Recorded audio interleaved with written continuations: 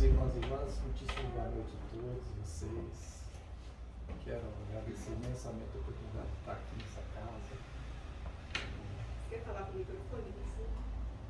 Eu posso falar mais alto, porque eu estou emocionado ainda. Eu voltar aqui, né, é como voltar aos evangelhos que a minha mãe fazia ao longo de tantos anos, né? E acho que a Thaís sintetiza bem esse trabalho junto com o Jair, com vocês, né? Essa proposta que através da minha mãe se seguiu em vários grupos espíritas, né? De levar o evangelho de uma forma mais leve, de uma forma mais acolhedora, e é nisso que eu tenho apostado todas as minhas fichas como espírita nessa encarnação. Agradecer você pela forma com que me colocou a personagem dessa encarnação, mas eu sou, se fôssemos ver mesmo, eu sou um velho sacerdote católico que por mais de uma vez, né, encarnou ali no nosso planeta, na Espanha, no Brasil, em Portugal, e que nem sempre usou da sua influência, do seu conhecimento da melhor forma possível. Por isso que hoje a gente está aqui, não por mérito, mas por reconhecimento e necessidade de refazer, né, de reconstruir, de regenerar, né, a verdade que nós mesmos dissipamos no passado. Então, agradecer muito a Thaís por me permitir estar aqui e estar trabalhando com vocês. Esse tema, autismo, ele surgiu na minha vida por força de, na minha família, nós temos 3 sobrinhos autistas. Há 20 anos atrás, na verdade, eu nem sabia o que era autismo. Para mim era mais uma síndrome e tantas outras, até que, aos 18 anos atrás, um dos filhos do meu sobrinho é detectado com autismo, depois outro e depois outro. E aí a gente começou a conviver com essa experiência e ver a luta dos pais. Em função disso, eu que tinha a oportunidade de coordenar um grupo de estudos lá na Casa Espírita Mamãe, eu resolvi trazer um livro que é do Hermínio de Miranda, que quando ele estava encarnado, ele fala sobre o autismo. E nós fizemos um estudo nesse grupo, convidei 2 pais de autistas e passamos 6 meses estudando e ouvindo eles e aprendendo à luz da doutrina espírita. Isso aqui é um pouco daquele resumo que a gente fez lá. É um olhar. Mas nem de longe a gente vai esgotar o que é o autismo, porque a ciência também vem a cada dia trazendo novas informações sobre esse tema que até pouco tempo atrás era muito pouco abordado. Então nós vamos fazer aí uma passagem pela história do autismo, né? E também vamos ver o que o Hermínio de Miranda fala, qual que é a visão espírita desse processo, por que agora está pipocando muito, né, casos de autismo nos dias de hoje. Essa reflexão foi feita, a Thaís acho que escutou numa outra casa que tinha aqui, né, perto, né? Eu dei uma atualizada nos números, né? Mas ela continua atual e vai ficar mais atual a cada mês que se passa. Quanto mais vai passando, mais ela vai ficar atual e vocês vão ver entender por quê. Então vamos lá. Então, em 2008, né, a ONU instituiu o dia 2 de abril como Dia Mundial de Conscientização do Autismo. Primeiro que quando a gente precisa de um dia, Dia da Mulher, Dia do Negro, é porque a gente parou de se lembrar, né? Eu não gosto muito dessas coisas de dia, sabe? Dia da Mulher, Dia daquele. Por quê? Porque normalmente tem por detrás algo que foi esquecido. Quando o homem tiver a consciência, o homem e a mulher tiver a consciência exata, né, do seu papel enquanto espírito milenar, né, ele não vai precisar de dia, porque todos os dias são de todos. Mas enquanto não temos, nós vamos precisar de um dia, para ser lembrado pelo menos naquele dia, que o dia 2 de abril é o dia da conscientização. Criar a consciência. E hoje a gente vai fazer um pouquinho disso. Apesar de não ser abril, nós vamos criar um pouquinho de consciência do que é o autismo. E eu tenho certeza que vocês vão sair daqui, por maior conhecimento que vocês tenham sobre o assunto, as antenas parabólicas, o Wi-Fi de vocês, a sensibilidade de vocês vai estar mais aguçada para os casos que vocês estiverem, às vezes, num banco, num restaurante, na rua. Vocês vão perceber isso muito mais claramente, como eu estou percebendo agora. Então, esse médico, o Dr. Jano, Alves de Souza, médico neurologista, ele faz a apresentação desse livro, que é Autismo, uma leitura espiritual. Então ele tem lá na apresentação, ele coloca lá: o quadro clínico é marcado por um comprometimento grave de interação social. Basicamente, o autismo é a dificuldade de interação social. Linguagem verbal, muita dificuldade em diversos graus, e não verbal em alguns casos, né? E estreitamento do espectro de interesses. Então, o estreitamento de interesses, né, desenvolve o autismo, interesses e atividades, iniciando antes dos 3 anos de vida. É interessante que, por exemplo, assim, por que é tão mais complicado o autismo? Porque numa síndrome de Down, as síndromes que tem, fisicamente elas são identificáveis visualmente. Já no caso do autismo, você não consegue identificar, porque é uma pessoa que tem a mesma condição física, fisionômica que nós, e que, ao olharmos, sem interagirmos, nós não vamos conseguir identificar. Só a partir do momento que nós interagirmos que nós vamos começar a perceber isso. Ele fala que o retardo mental é frequente, mas não é obrigatório. Então também é importante a gente entender isso, porque existem casos de autistas que se desenvolvem, né, e que são trabalhados áreas potenciais daquele espírito, e o espírito consegue trabalhar e ter atividades remuneratórias. Então, havendo indivíduos com capacidades prodigiosas para memorização, cálculo, música. Né? Vejam isso aqui, gente. Isso aqui é uma coisa assim como é isso? No passado, as mães dessas crianças eram acusadas injustamente de não fornecer o substrato afetivo para o desenvolvimento da personalidade dos filhos. Gente, eu tenho vergonha de ser homem, entendeu? Porque assim, nós, no gênero masculino, porque o espírito ele não tem sexo, ora encarna no gênero masculino, ora no gênero feminino, nós transferimos a responsabilidade, a culpa, né, dos filhos autistas, né, para as mães, como se não a própria sociedade, né, até pouco tempo atrás, transferia falta de substrato afetivo. Que covardia, né? Mas a gente precisa registrar isso, porque a gente quebrar isso, não só no campo do autismo, mas como em todos os campos. Isso tudo o Dr. Jânio falando, tá? Sejam quais forem os mecanismos materiais envolvidos na origem, né, do autismo, sua causa inicial está nas experiências pregressas, né, e nas necessidades kármicas do espírito reencarnante. Então, a causa do autismo vai estar lá atrás. Vai ter alguma coisa lá atrás que não nessa encarnação. Para a gente poder entender o porquê que o espírito, a partir de um determinado momento, ele começa a fazer esse viés. Sigamos. Por que tem aumentado o número de casos no Brasil e no mundo? Então tá lá. Esse CDC, que é um Centro de Controle de Doenças dos Estados Unidos, ele faz essa pesquisa desde 98.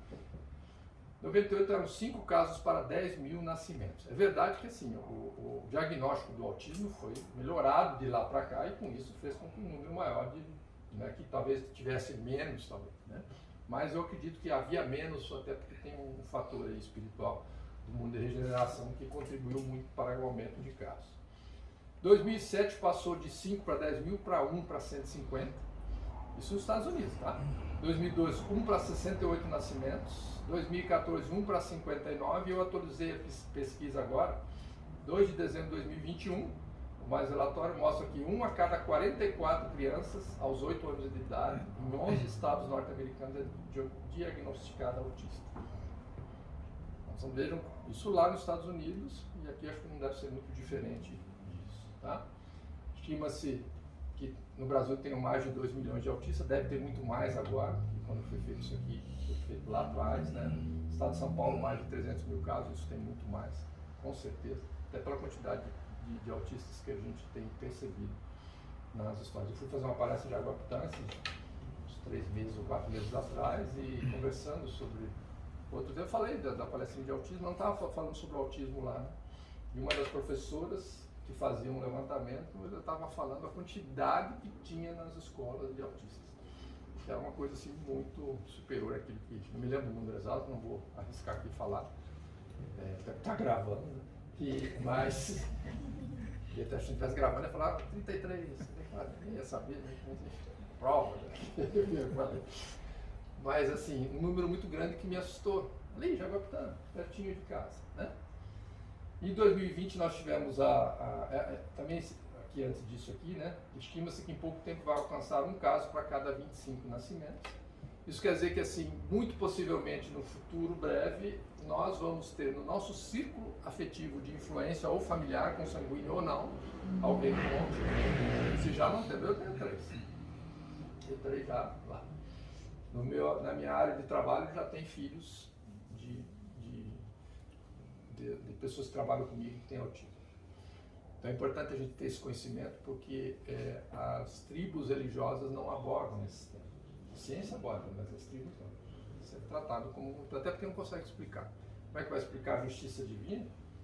Uma criança que está com autismo num nível grave, que não fala, que não dorme, que é uma missão. Como é que explica? Né? Deixa eu ver aqui se eu não pulei isso aqui. A lei Romeu Mion, né, que é o filho do Mion, aquele apresentador, né, que foi, né, que estabelece a emissão, né, de uma carteira de identificação para a pessoa com que o nome é transtorno do espectro, né, autista. Né. Hoje no banco tem até uma placa lá nos caixas, lá, né, para portadores de necessidades especiais, inclusive autismo, né, tem o símbolo, né, então a gente começa a olhar e observar isso aí. Né. Esses dias atrás eu estava lá e uma criança estava correndo e tal, e com o celular muito alto, né. Eu fui até a mãe dele e falei, será que pode pedir para ele baixar um pouquinho, né, que estava atrapalhando ali, né. Ele falou, ele é autista. Eu falei, deixa ele como está. Deixei ele. Fui lá, peguei um chocolatinho, entreguei, ele pode, deixa ele fazer o que ele quiser, a partir daí ele tem todo o direito. Ainda mais aqui, na agência que eu estou. Né? Como é que surgiu? Vamos ver um pouquinho da origem do autismo aí. Né? Tudo bem até aqui? Vamos seguindo. Então a palavra autismo surgiu em 1908, né, mais de 100 anos atrás, criada por esse psiquiatra Eugene Bleuler, para definir pacientes esquizofrênicos, porque até então eles diagnosticavam com esquizofrenia. Assim como hoje tem aquela coisa virose, o que tem? Tem uma virose, né? Uma virose, não sabe o que é virose. Lá era esquizofrenia. Né? Pessoas que se retiravam em seu próprio mundo. Então, para a gente entender um pouco o autismo, é isso, essa coisa de se retirar no seu próprio mundo.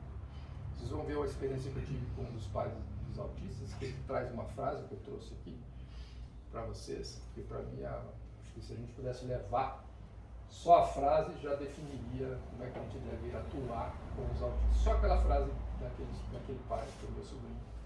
Eu acho que ele conseguiu resolver numa frase tudo que a gente pode, a forma que a gente pode atuar com eles. Então inventou-se esse rótulo, né, para identificar aquele ser misterioso, né, que optou por viver sozinho e não com os outros, ao viver, autoviver. Então o autista ele tem dificuldade de relacionamento, ele não quer interagir nos seus diversos níveis, nos seus diversos graus. Tá? Em 43, né, quase 35 anos depois, né, o outro psiquiatra, Leon Carne, estudou 11 crianças que tinham dificuldades de interação social e também em adaptação a novas rotinas, né, sensibilidade auditiva, que é uma coisa interessante, né, bomba, essas coisas, alergia a alimento, ecolalia, que é a repetição de palavras, às vezes você fala uma frase, ele repete a última palavra, uma música, repete a última palavra da música, também é muito comum, né? E dificuldade de atividades espontâneas, né? Normalmente são coisas muito repetidas, vocês vão entender por que disso aí também, né? Continuando, aí vem 44 Hans Asperger, que é talvez o principal, né, estudioso disso, tanto que chama-se síndrome de Asperger, né? Isso, né? Ele também estuda um grupo muito parecido com os mesmos sintomas, né, descritos lá pelo outro psiquiatra, né? E na década de 70 ele publica, né, esses estudos sobre o autismo que começaram a estar mais aprofundados. Muitos pais confundiam com atraso mental ou psicose. Então o Asperger, Hans Asperger, traz esse estudo mais avançado. Eu acho que esses cientistas aí, vou fazer um parágrafo disso, são um desses espíritos que reencarnam no planeta com a finalidade de avançar em determinadas áreas da ciência específicas, né? Tornam-se doutores em coisas, passam a vida estudando um espectro só, uma síntese de algo para melhorar Não acho que essas coisas sejam por acaso, não. Ainda mais a gente que sabe, através do Divaldo, né, no mundo de regeneração, na sequência que vem, esse é de uma nova era, essa quantidade de espíritos que começou a reencarnar lá pós-guerra para acelerar o processo evolutivo do planeta em todas as ciências. Não precisa ser muito inteligente, é só olhar o que é a medicina de hoje, em 2023, o que era a medicina há 100 anos atrás, há 200, se você for voltando, não era nada. Era uma coisa rudimentar, né? No tempo de Jesus, então, né, a gente sempre fala lá, estudando lá, o que era a medicina no tempo de Jesus? Eram umas sangrias, umas coisas, uns chás, algumas coisas muito, e o resto era com os deuses, né? As oferendas com os deuses para estar avançando. Nos anos 80, né, ele publica seu estudo sobre o Hans Asperger, sobre o autismo, e a fonte está aí, tá? Sigamos. Então era conhecido como transtorno do espectro, né? O espectro é a forma como você enxerga, né? Autista. Esses transtornos causam problemas nesse tripé aqui: comunicação, comportamento e interação social. As causas, segundo a medicina, ainda não tem, são inconclusivas, né? Alguns falam de alterações genéticas, mas o espiritismo sabe que isso vem anteriormente. Nós vamos entender que isso é anterior, porque mesmo que ele descubra lá um gene que tem uma tendência a desenvolver o autismo, não quer dizer que ele vai ter, né? Você pode até nem desenvolver aquilo, caso o espírito, naquela encarnação, permeado pelo amor dos pais, a coisa ele tenha um grau mais leve, ou desenvolve um grau mais leve, conforme o livre-arbítrio. Aqui nós temos 3 graus, né? O grau leve, precisam de pouco apoio, têm mais autonomia, mas possuem dificuldades na interação social. Eles têm dificuldade de interagir, de estar junto, né? Aí tem o grau moderado, precisam de ajuda, podem ser verbais ou não, porque alguns não falam. Tem um grande déficit nas habilidades sociais.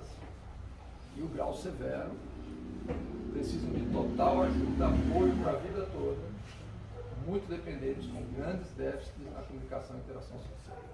É um verdadeiro apostolado para os pais. Esse grau de severidade, assim, sinceramente, eu vejo os meus 3 sobrinhos, um deles um pouco mais, todos estão ali de grau leve, talvez um deles um pouco mais moderado. A luta dos pais 24 horas. Eu fico imaginando o que é um grau severo, não fala, não se comunica, não é para qualquer um, para apóstolos, grandes amores. Características, né? Comportamentos repetitivos, mãos batendo, né? Balançar do corpo, tem a coisa de reorganização de objetos. Isso é uma característica que não é só do autismo, né? Eu tenho na minha família, minha sogra faleceu, desencarnou em 2015 e veio morar comigo a minha cunhada, que é especial, ela desde 2005, melhor dizendo, né? E aí eu percebi, né, como nós estamos juntos há 18 anos, né? E assim, uma cadeira virada, assim, uma coisa fora do lugar, aquilo incomoda, né? Ela vai lá e ajuda. Um copo fora uma faca fora, ela vai lá e... Aí com o tempo eu fui aprendendo a perceber isso, e nos autistas essa reorganização de objetos, né? Quadro torto, né? Aquelas coisas. A gente tem um pouco disso também. Eu fico alinhando as cadeiras lá da agência, né? Que está tudo assim, nossa, coisa feia, tudo assim, parece uma copa. Ecolalia, né? Que é a repetição de sons e palavras. Tem alguns filmes no YouTube, se vocês procurarem sobre autismo, vocês vão ver, né? Tem um deles. O menino repete sempre a última palavra, também tem uma função nisso aí, vocês vão entender. Interesse restrito a um único assunto ou objeto, isso também é muito comum, né? Nos casos que a gente tem na família, o interesse dele é inseto, qualquer tipo de inseto. O outro é super-herói. E o outro que eu conheci, que era filho de uma pessoa que trabalhou comigo, o interesse dele era escrever. Ele pegava um papel, assim, uma folha, e enquanto ele não chegava no final da folha, ele não sossegava. Ele ficava ali até a última possibilidade de... Então, interesse em um único assunto, né, muito restrito. Tem uma função de ser isso. Dificuldade em fixar o olhar no outro, né, o olho no olhar. E a gente aprendeu com a pandemia, né, meio que forçado, na marra, né? Porque de uma hora para outra nós fomos tolhidos, né?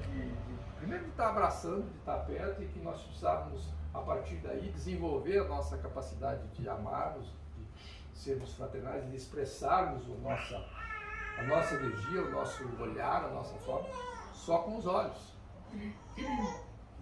E assim, talvez a gente não tenha se dado conta da força que é o olhar. Quando um espírito não quer olhar, o que ele está falando? Ele não quer relacionamento. Porque olhar, quando você olha para a pessoa, você está começando a construir um relacionamento. Pode ser um desconhecido. Eu olhei, fixei os olhos. Eu comecei a me relacionar contigo.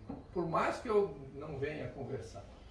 E quando a gente começa a criar consciência de que toda a nossa energia de amor, nossa essência divina, do nosso Cristo interno, ele pode ser materializado através do nosso olhar, a gente intencionalmente, a gente olhar para as pessoas e enviar aquela energia de amor com o olhar, a gente vai ver que a força que a gente tem, que a gente desconhece. Então, às vezes a gente não percebe essa grandeza que nós temos dentro de nós, que já é nosso intelecto, a nossa moral desenvolvida, quando ela é utilizada para o bem. E esses espíritos, eles evitam, porque eles não querem criar relacionamento, não querem construir relacionamento. Vamos ver por quê. Vamos ver por quê, mas não fala, né? Só fica dando spoiler, mas é para vocês não dormir. Importância do tratamento médico com equipe multidisciplinar, né? Terapeuta ocupacional, psicólogo, fonoaudiólogo e neuropediatra. Não adianta só dar passe em autista, não. Não é só amor, tem que levar lá no médico, com tudo ali. Tem que ir atrás, tem que fazer a parte que tem que ser feita do corpo físico, das coisas que precisam ser ajudadas. E, lógico, o substrato de amor dos pais é muito interessante, muito importante. E sabe uma coisa que eu acho que nem sei se eu cheguei a registrar aí, né? De novo, né? A vergonha de ser homem, como está no general. Boa parte dos homens, dos pais, que quando é diagnosticado o filho como autista, se separam da mulher e deixam. Já pensou? Triste, né? Transferindo de novo para. Oportunidade que perde. Imagina quando chega no plano espiritual, né? Sim. Primeiro porque assim você aceitou, né? No espírito, no espírito você sabe que ninguém nasce por acaso, né? Há uma programação reencarnatória dos quais os pais aceitaram. Ninguém nasce, caiu, eu não pedi para nascer, não, você não pediu, com exceção aí dos autistas, né? Do parte dos autistas, a grande maioria pediu, até implorou para nascer. Agora vamos ver. Importância de um diagnóstico precoce, né? E por isso eu estou aqui, por isso que eu fiz um ano inteiro de palestras sobre o autismo, com todos os convites que eu recebi, logo que eu terminei esse assunto. Passei um ano fazendo palestra e estou repetindo sempre que posso, né? Porque o diagnóstico precoce, ele minimiza muito os efeitos. Vocês vão ver porque é na formação cerebral da criança. Você consegue descobrir, logo no começo, você consegue minimizar esse impacto que o espírito faz com que a criança não desenvolva certas áreas neuronais, né? Alguns pais passam pelo processo em fase, na verdade não só são os pais dos autistas, são todos nós. Qualquer dificuldade que a gente nos visite, né, nós passamos por essas três fases, né? Primeiro negação, depois revolta e depois aceitação para fazer. E o tempo de cada fase dessa, para qualquer fase dela, você recebeu um estímulo de dor, uma dificuldade, uma desilusão amorosa, uma perda financeira, uma perda moral. A primeira coisa é a negação. Esse tempo da negação depende do estado de cada um. Depois revolta, né? Porque eu quando eu fui descobrir que eu era diabético, né? E meus irmãos tudo bonito, comia pudim todo dia, e eu não podia, de uma hora para outra, não podia mais comer doce. Adorava doce, não gostava de bebida alcoólica, não, adorava doce. Primeiro, não, isso não é comigo. Deixei a diabetes de lado. E continuei tocando a vida como se não tivesse nada. O que aconteceu? Puf, né? O negócio explodiu. Revolta. Depois, não vai ter jeito, eu vou ter que botar a bichinha aqui do meu lado aqui, né? E vou virar amiguinha. E estou há 23 anos caminhando com a diabetes. Ando com sensor, com insulina, medindo, sobe e desce.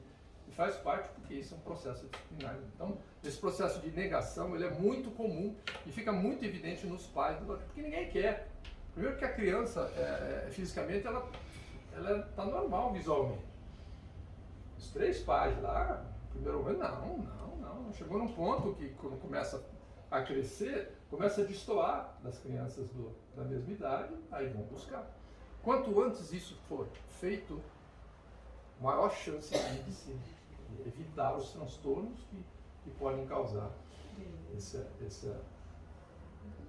escolha do espírito. Visão espírita, né? Primeiro a gente tem que entender aí, né, o objetivo da encarnação. Eu sei que vocês todos já ouviram isso, né? Está lá na questão dos espíritos. E aqui não está falando dos autistas, está falando dos espíritos de forma geral, né? Qual o objetivo, né? Qual a finalidade da encarnação, né, dos espíritos? Deus lhe impõe a encarnação com o fim de fazê-los chegar à perfeição. E para alcançarem a perfeição, tem que sofrer todas as vicissitudes da existência corporal. Todas as experiências que a cada reencarnação, a cada personagem que a gente vive aqui, a gente vai se aperfeiçoando. Eu digo que hoje nós somos a versão mais moderna, mais atualizada do espírito milenar. Nós temos lá nosso celularzinho, que de vez em quando atualiza o software lá, a versão. Vocês são a versão mais atualizada que tem do espírito milenar. Não existe versão mais atualizada do que essa. A de amanhã vai ser mais do que essa, porque a experiência de hoje vai fazer com que você... Então, o que tem de melhor em toda a tua experiência está aqui agora. Como quando nos convidar, vive o dia, seja intenso no seu dia, você pode mais. Se algo te visitou nesse momento, e aí estou saindo do autismo um pouco, de dor, de dificuldade, é porque você está pronto para passar. O teu software está pronto para passar. Encara, em frente, confiança. O espírito não morre. Como é bom saber quando a gente não se dá conta que o espírito é imortal. Quando a gente tiver consciência para valer que o espírito não morre e não há injustiça, confiança em Deus, a gente aceita as coisas com mais facilidade. Isso tem algum papel educacional. Mas que eu ainda não entenda a causa disso. Mas tem que ter. E com o tempo a gente vai entender. Questão 133. Ele torna a perguntar mais um pouco, né? Tem necessidade de encarnação dos espíritos que desde o princípio seguiram o caminho do bem? Será que tem alguma classe aí que foi criada, já que começou lá, já deu um pulinho, já pulou todas as faces do maternal, né? Nem sei como é que chama hoje na escola, que se mudou tanto, né? Para a universidade ou para o pós-doutorado, que seriam os pós-doc, né? Que seriam os espíritos nos mundos felizes? Não, tem que encarnar. Por mais que façam as escolhas, porque todos nós somos criados simples e ignorantes e vamos nos instruindo, né, com as experiências. De novo, você vê, não, 45 questões lá na frente, ele repete a pergunta. Qual o objetivo da encarnação, na 132? Qual o fim objetivado com a reencarnação? De novo, ele põe lá de novo a mesma pergunta, só que ele muda um pouquinho a palavra ali, né? E a resposta dele é muito legal porque ele explica e devolve a pergunta. Não sei se vocês perceberam isso. Expiação, né, pagamento de dívidas, melhoramento progressivo da humanidade. Sem isto, onde é a justiça? Então ele responde perguntando, como questionando, assim, onde é que estaria a justiça divina se não tivesse a reencarnação? E isso, nós e a Igreja Católica, nós temos a mesma visão. O espírito é criado uma vez só, nós temos uma vida só. Nós não somos criados a cada encarnação. Somos uma vida. A Igreja Católica acredita numa vida só. A diferença é que agora, né, quando lá o óvulo com o espermatozoide lá. Nós acreditamos que começou tudo lá atrás, né? O espírito veio lá do mineral, vegetal, animal. Bilhares e bilhares de anos. Para chegar no reino, nós já estamos no reino nominal. Está longe de chegar no angelical, mas nós já estamos no reino nominal. Não existe esse reino, né? Mas assim, eu estou falando nominal dentro do reino animal.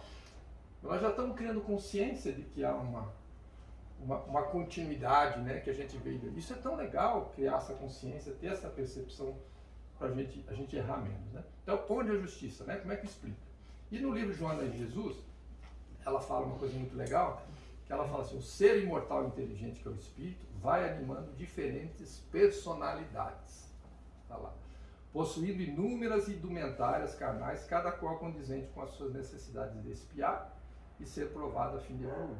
Então, está falando que a cada existência reencarnatória, nós reencarnamos com uma personagem. É como se nós fôssemos num teatro, agora você vai desempenhar nessa encarnação, você vai ser bancário, vai trabalhar na Caixa, vai ser filho da Luzita, no teu projeto reencarnatório lá você vai, num determinado momento da tua vida, você vai presidir uma casa espírita, você vai fazer palestra, isso tudo se você quiser. Se o teu livre-arbítrio naquele momento quiser. Então, essa personagem temporária, essa personalidade que o pastor Nino fala, ela vamos dizer assim, faz com que a gente desenvolva comportamentos que aquela profissão te permite. Como é que a gente vai atingir a perfeição numa existência só? Como é que nós vamos nos tornar deuses, como Jesus reafirma, o que está nos Salmos, vós sois deuses, conversando lá com os apóstolos, poucos dias antes dele desencarnar. Ele fala, vós sois deuses. Como é que a gente vai se tornar Deus, mesmo que seja com Deus minúsculo, com D minúsculo, numa existência só? Nós que ainda estamos eu estou com 58, e os que desencarnaram com 2, com 1, e viveram 1 hora. Como é que se tornam deuses? Como explicar as diferenças? Então vejam a importância da personalidade temporária, né? Nessa existência, então não podemos ficar nos vangloriando, eu sou, até por isso que eu brinquei um pouquinho com essa coisa da personalidade aqui, né? Gerente geral da Caixa, só que tinha um tempo que ser gerente era alguma coisa. Mas daqui a pouco você vai se desvestir disso aí, quando você passar para o outro lado. Não adianta chegar com o carimbo lá, ou com o crachá de juízo, daquilo outro. É o que fizemos da personagem emprestada. Porque o que é nosso mesmo? Só aquilo que, tudo que nós temos aqui, que nós estamos tocando, que não é o espírito, é usufruto. O que é nosso é o nosso intelecto, é a nossa moral. A experiência que nós construímos em nós com a personalidade que foi emprestada naquele momento. Então ficamos aí presos a sobrenomes, ficamos presos a cidades, a coisa. Que bobagem. Esses espíritos mais evoluídos, cada vez mais, eu estava conversando com ele, a gente tem que romper essas barreiras. Hoje eu estava conversando com uma testemunha de Jeová, que trabalha na empresa. Olha que conversa linda. E eu fui contando para ela como é que era, o que é a religião para mim. Eu falei, religião não é essa coisa de espírita católico, isso aí é tribo religiosa. Religião é o ato de me religar a Deus através das criaturas. Agora eu estou me religando com vocês. Quando eu cuidar do cachorrinho, eu estou me religando a Deus, permeando a minha relação com Ele com todo o meu amor. Quando eu estiver fazendo uma comida para a minha família, para os meus amigos, eu estiver permeando aquilo ali com o meu amor, eu estou me religando a Deus através daquela relação. A planta, qualquer coisa que você for fazer. A tribo religiosa é caminho para o processo de autoconhecimento e desenvolvimento do autocontrole. Sigamos. Aí, as causas, né, segundo o Hermínio, né, já estou meio avançado, o aumento do número de casos de autistas no mundo, né, necessidade de reencarnação compulsória. Né? O que está acontecendo? Assim, com o mundo de regeneração, muitos espíritos estão sendo convidados, que estavam lá sem reencarnar, presos em tribos, nas regiões umbralinas, nas regiões inferiores, que precisavam reencarnar, porque nenhuma das suas ovelhas se perderia. Todos estão, inclusive aqueles líderes de trevosos, tá? O Divaldo nos últimos 3 livros dele conta de 2 ou 3 casos dele, líderes que estão reencarnando, para ter mais uma oportunidade, e esses espíritos também. Só que eles não querem reencarnar. Não estou falando todos, tá? Estou falando que parte desses espíritos não querem reencarnar. Não quero. É como se eu convidasse, vamos para uma festa, filho? Não vou, não quero. Não, você vai. Você vai lá, põe você na festa e você fica lá encostadinho no canto. Não vou interagir com ninguém. Guardadas as devidas proporções dessa imagem, analogia que eu estou fazendo até boba, mas ela guarda e o espírito vem, reencarna, mas eu não quero reencarnar. É tirado a força de um grupo que estava lá. E o grupo que está lá também muitas vezes se torna contra a família que retirou. Normalmente tem pais que estão ligados com amor, que estão lá trazendo esse espírito para dar uma oportunidade encarnatória nessa fase de transformação para o planeta, de mundo de regeneração. Né? E também, né, a necessidade de encarar, porque é uma fuga psicológica. Né? Nós temos diversos fugas psicológicas que a gente faz sem perceber, nesse caso também. Enquanto eu não me reencarnar, enquanto eu ficar lá preso na coisa, eu não tenho que enfrentar. É muito comum, inclusive, nos trabalhos mediúnicos, né? espíritos que não querem se dobrar, vamos dizer, a necessidade de voltar, porque sabem que vão ter dificuldades. É muito comum. Siga, ecolalia, né, repetição do movimento, né? Qual é o papel disso? Por que eles fazem isso? Porque manter a mente ocupada em rotinas irrelevantes que distraem da imposição de aprender coisas novas. Então aquela repetição de brinca só com a mesma coisa, ou só repete, no caso aqui a repetição. Quando está fazendo isso, não está se envolvendo com outras coisas. Mas essa é uma das coisas que o Hermínio, no seu estudo, descobriu.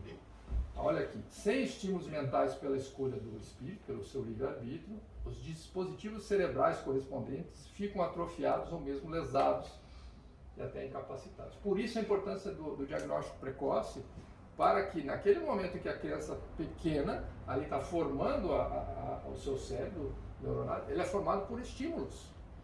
São os estímulos de andar, de conversar, de falar, de brincar, de coisa que fazem com que a formação do cérebro aconteça. Quando você interrompe isso por força do espírito, que não quer, você interrompe isso e o cérebro vai ficando atrofiado. E aí chega um ponto que às vezes ele está até falando, ele vai bloqueando e para de falar. Casos de crianças que falaram e pararam de falar, mesmo sabendo falar. Deficiências mentais resultam de insuficiência cerebral causadas na sua estrutura de formação do cérebro. Então, de novo, a mesma coisa que eu estava falando, né? Então, ele descobriu que, assim, esses casos em que essa debilidade neuronal, mental, era de falta de estímulos na fase de construção quando a criança era pequena. Já estudando mais adultos, né? Sentimento de culpa não resolvido, né?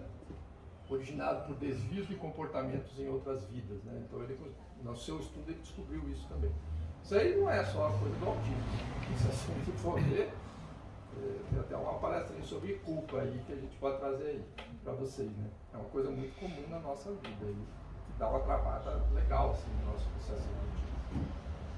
O autor, né, o Hermínio, acredita que o hábito dos autistas girarem sobre si, né, provoca um passageiro desdobramento do perispírito, né, do corpo físico, aliviando momentaneamente a pressão celular. Essa é a visão dele, né? Basicamente, então, o autista, ele evita todos os meios de assumir a nova personalidade. Porque é nessa personalidade nova que vai trazer o reajuste necessário. Por isso não quer olhar, não quer construir, tem dificuldade. Quanto mais severo, menos eles querem interagir. Embora essa coisa do olhar não é só restrita ao autismo. Você pode ter pessoas que não, para nós. Comece a observar. Se você não quer relação, o que você faz? Quando você não quer relação, você não olha, você não fica olhando no fundo, né? Outra coisa legal, olha só, utilização da linguagem na terceira pessoa. Indica que ele não quer ou não quis construir sua personalidade para o uso durante a vida terrena. Então nós tivemos um caso lá que ele falava assim, vamos chamar aqui o nome seja João. João está com sede. Não sou eu que estou com sede. João, essa personagem que me emprestaram aí, ó, ele está com sede, dá água para ele.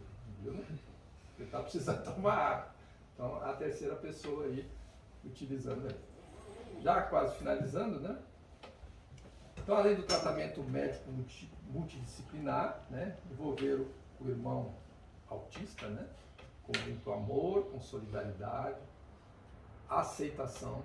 E aí, quando a gente está falando disso, não estou falando do filho que está na nossa família, do sobrinho.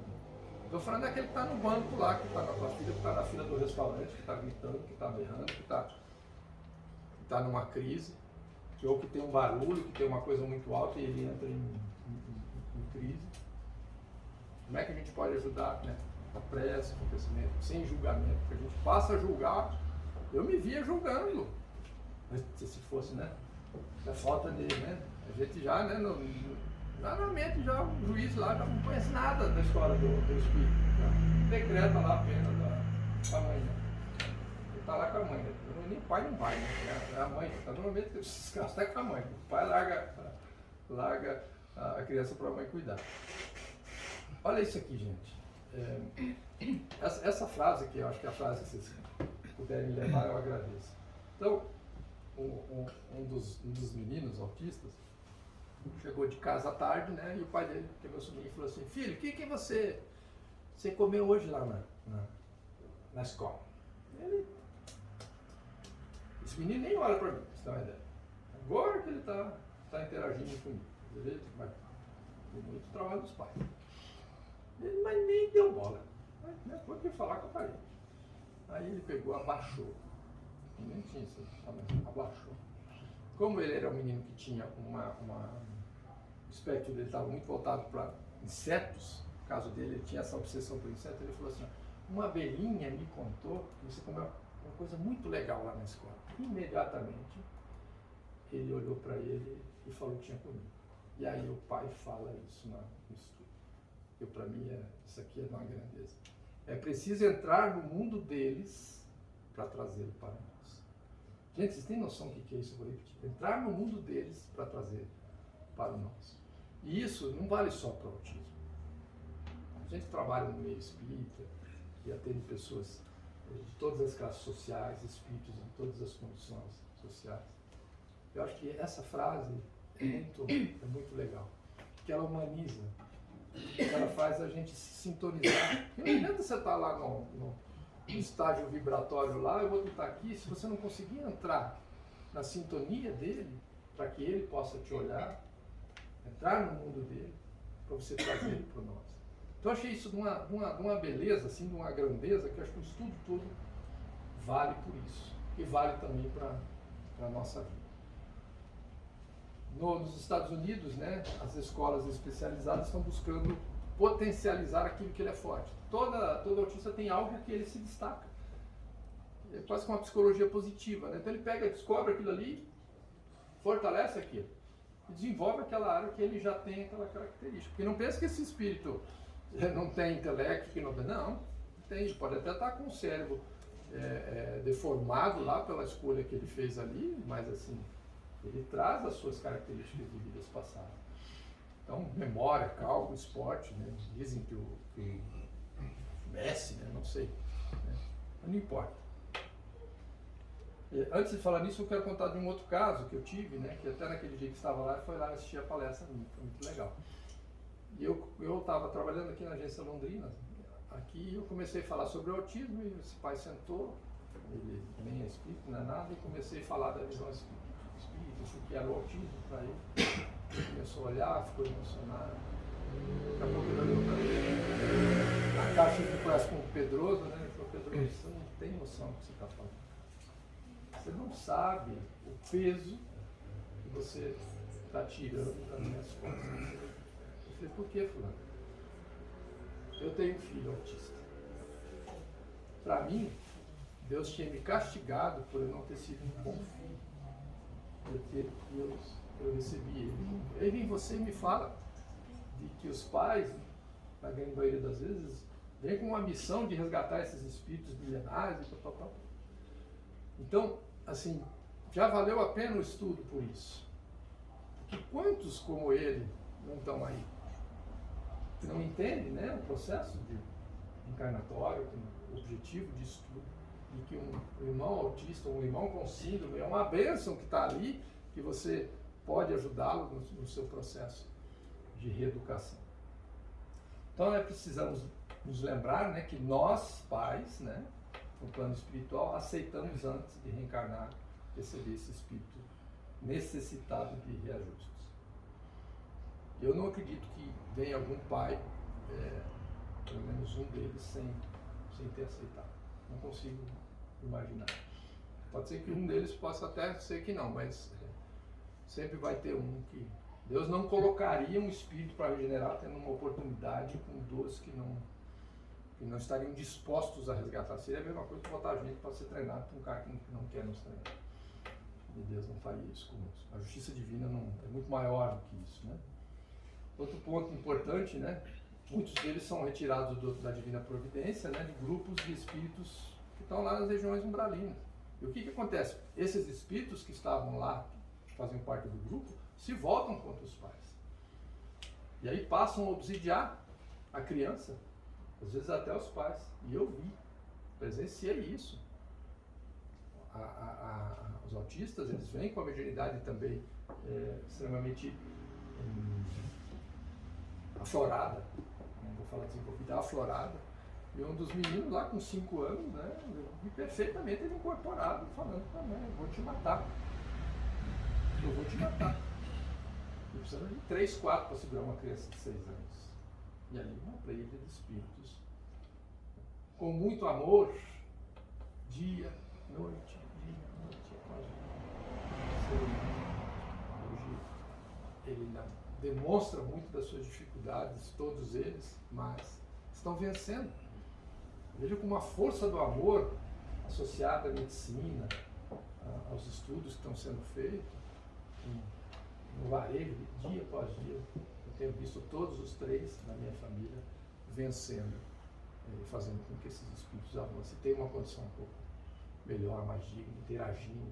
Todos eles olham, alguns deles já falam comigo, né, e desenham coisas, interagindo, criando a personalidade, que é a necessidade. Conversar também com o autista enquanto ele dorme, né, e finalizando, né, estimulando a vida, reafirmando os laços de amor que os unem. Um está no livro, está lá, fala. Importante porque o espírito, quando ele está desligado do corpo físico do cérebro, que limita, né, o entendimento, ele vai crescer. E aí, de novo, a força do amor. Ser amado. De novo, o senso de pertencimento. Né? Quando a gente se sente amado, por isso que a gente está em grupo, está em tribo ainda, né? Porque a gente precisa se sentir amado. Precisamos se sentir, né? O grupo núcleo, né? Família tal, né? Os cambienses, holandeses, né? Isso faz com que o nosso senso de pertencimento, você se sentir amado. A gente não vive se a gente não se sentir amado. Quando a gente se sente sozinho é muito triste, mas nós somos amados. É que às vezes a nossa sensibilidade não está aberta, nós estamos tão fechados em nós mesmos que a gente não percebe no nosso ciclo de influência de que tem pessoas que têm. Eu termino contando do nó do bambu, né? Que eu conto sempre para os meus amigos lá de Rolando, tem 2 aqui, a Ana e o Fabiano, gato peregrino. E eu estava numa fase muito difícil da minha vida, em 2008, aquela fase em que tudo está acontecendo, campo profissional, campo físico, relação. Minha mãe doente com câncer, eu estava em Apucarana, resultado lá horrível, o chefe me deu 30 dias para fazer o que você não fez no ano, né? Sabe aquelas coisas? E a diabetes explodindo, né? Com isso, o meu relacionamento, o casamento também estava me balançando, e eu cheguei na caixa para trabalhar, né? Daquele jeito. Né? Sentei assim e comecei a chorar. Porque tem hora que a gente tem que chorar, porque a gente não aguenta. Graças a Deus, Deus nos deu a bênção de chorar. Quem não chora, aprenda a chorar, viu? Porque a vergonha não é choro de revolta, não. Eu chorei, eu falei, não estou aguentando. Eu não estou aguentando. E chorei. Um amigo me viu, veio até mim e falou assim, Pedroso, você está no nó do bambu. Eu sempre estou, na hora já, sabe, você toma uma pancada do nó do bambu. O que esse cara está falando, rapaz? Nó do bambu, que história é essa? Conversa maluca é essa? Eu falei, explica isso direito. O que é o nó do bambu? Eu penso, como é que o bambu cresce? Ele faz um gongo, um nozinho, um gongo, um nozinho. O nó do bambu é essa fase que você está vivendo. É para você ficar mais forte, daqui a pouco vai vir um gongo, daqui a pouco vem outro. E se você olhar o bambu, você vai ver que os gomos vão ficando maiores, mais largos, na medida que eles crescem. E aí, nessa analogia legal, o bambu ele não cresce sozinho, ele começa a crescer em toças com outros bambus. E o bambu que está do teu lado, que talvez seja eu, talvez seja você que está ali trabalhando junto, nem sempre está no nó do bambu naquele instante. Ele está no gomo, está naquela fase boa, e é ele que vai te sustentar quando o vento. Então a importância da gente estar junto, da gente ter o Wi-Fi da nossa sensibilidade aberto, sem senha. Nós não podemos ter senha na nossa sensibilidade.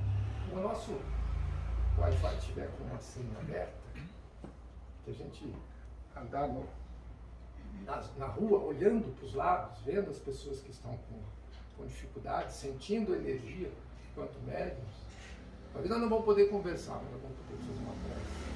Nós vamos poder perceber que aquela pessoa que está trabalhando com a gente tantos anos pode estar passando por um momento difícil. A esposa não está legal, você não percebeu, um filho, e tantos outros. Então tá aí, gente. Essa é a reflexão da noite. Espero que que vocês possam levar alguma coisa. Se tiverem que esquecer, levem só essa frase. É preciso entrar no mundo deles para trazê-los para o nosso. Peço desculpa também pelo adiantado da hora, tá? Que eu acabei me empolgando. E você faz a prece final para nós? Faço.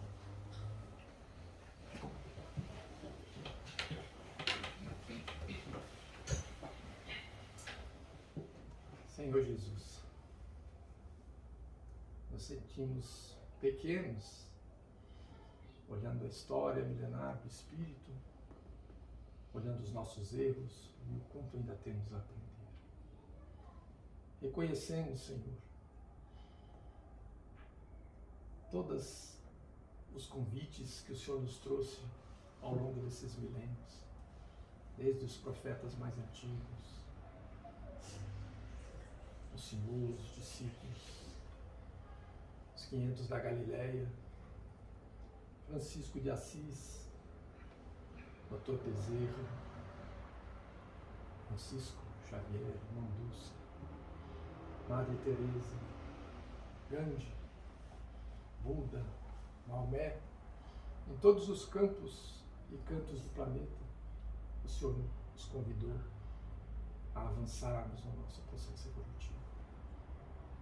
Hoje, pouco a pouco, despertamos e compreendemos um pouco mais que o seu convite era de construção de um tempo interno, onde nós fôssemos os artífices, através do nosso livre-arbítrio e da nossa vontade, desenvolvendo o nosso intelecto e a nossa moral ao longo das nossas existências. Ajuda-nos, Senhor, para que nós avancemos na direção do reino dos céus dentro de nós que anunciaste. Abençoa cada irmão que aqui trabalha ou que visita a nossa casa, que eles possam de alguma forma, no plano superior, receber as bênçãos do teu amor, para que saiam daqui mais fortalecidos, mais otimistas, mais confiantes.